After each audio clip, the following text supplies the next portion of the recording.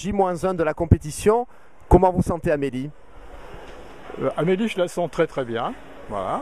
Elle est arrivée très fatiguée. Elle est encore fatiguée avant-hier. Elle était beaucoup fatiguée, très fatiguée. Et hier, ça allait très bien. Et je pense que demain, ça ira très bien. Voilà. C'est très simple. Ça fait un peu moins d'une semaine que vous êtes à Singapour.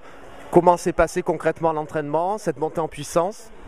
L'entraînement s'est passé sans problème. Nous avons fait ce que nous avons voulu en fonction de la forme d'Amélie, tout simplement. Il n'y a eu aucun problème. Nous avons eu les bassins quand nous le voulions. Enfin, tout s'est passé admirablement. Vous qui avez l'expérience des grands Jeux Olympiques avec plusieurs athlètes monégasques, quelles sont vos premières impressions sur ces Jeux Olympiques de la jeunesse?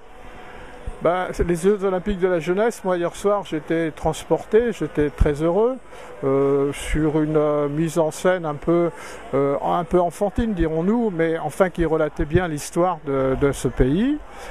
J'étais transporté parce que j'étais au milieu des Singapouriens et on ne pouvait pas rester insensible à leur joie, à leur extase, à leur enthousiasme et j'ai trouvé ça extraordinaire.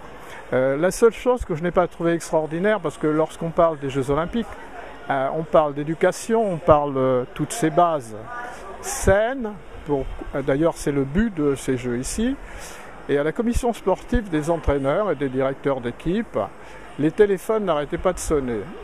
Si je n'avais pas été un représentant de Monaco, que j'aurais été à titre individuel ici, je me serais levé, j'aurais crié. C'est inadmissible. C'est-à-dire que les éducateurs ne montrent pas l'exemple. Et j'ai appris, comme dans les autres disciplines, c'est exactement la même chose. Alors il y a quand même des choses à revoir. Il faudrait carrément empêcher ces gens de nuire. C'était un manque de respect pour le pays d'accueil, un manque de respect pour les officiels qui nous commentaient la suite de la compétition, enfin les règlements, la façon dont ça allait se passer, et puis des gens qui laissaient les téléphones sonner. Alors ça, vraiment, c'est pas l'éducation, c'est pas l'exemple pour les jeunes, voilà.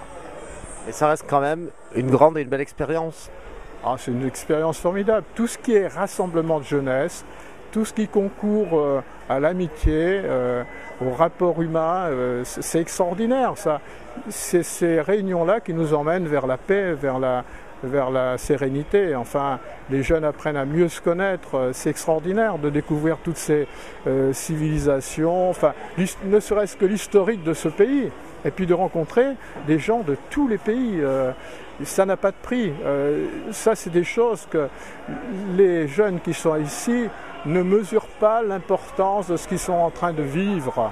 Et ils sauront l'importance de ce que leur ont donné leurs dirigeants, et notamment Amélie, ce que lui a offert le prince Albert, le prince souverain, pardon, elle le comprendra dans quelques temps. Mais c'est un très très beau parcours. Et le plus intéressant dans cette affaire, c'est le parcours pour venir ici, c'est très important. Puis la découverte de ces Jeux ici, avec toutes les valeurs qui sont vraiment dans ces Jeux Olympiques. Voilà.